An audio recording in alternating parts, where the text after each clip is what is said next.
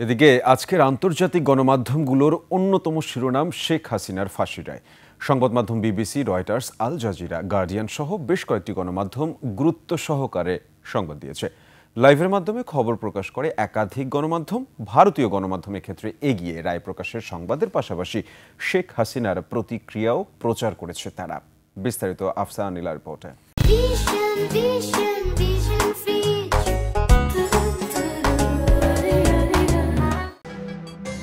আন্তর্জাতিক গণমাধ্যমগুলোর নজর এখন বাংলাদেশে। পলাতক সাবেক প্রধানমন্ত্রী শেখ হাসিনার ফাঁসির রায় হয়েছে গণমাধ্যমগুলোর সংবাদ শিরোনাম। বাংলাদেশের সাবেক প্রধানমন্ত্রী শেখ হাসিনাকে নৃশংস বিক্ষোভ দমনের ঘটনায় মৃত্যুদণ্ড দেয়া হয়েছে শিরোনামে লাইভ সম্প্রচার করে ব্রিটিশ সংবাদ মাধ্যম বিবিসি। কাতার ভিত্তিক সংবাদ মাধ্যম আল জাজিরাও বাংলাদেশের হাসিনাকে মানবতাবিরোধী অপরাধের জন্য মৃত্যুদণ্ড দেয়া হয়েছে শিরোনামে লাইভ করে।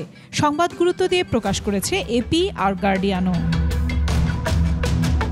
ব্রিটিশ বার্তা সংস্থা রয়টার্স শিরোনাম করেছে, বাংলাদেশের ক্ষমতাচ্যুত প্রধানমন্ত্রী হাসিনাকে ছাত্র আন্দোলন দমনে ভূমিকার জন্য মৃত্যুদণ্ড দেয়া হয়েছে।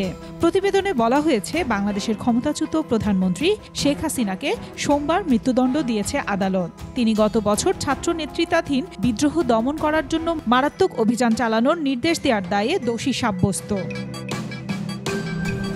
এদিকে বেশিরভাগ ভারতীয় সংবাদ মাধ্যম হাসিনার রায় ও প্রতিক্রিয়া নিয়ে সংবাদ প্রকাশ করেছে।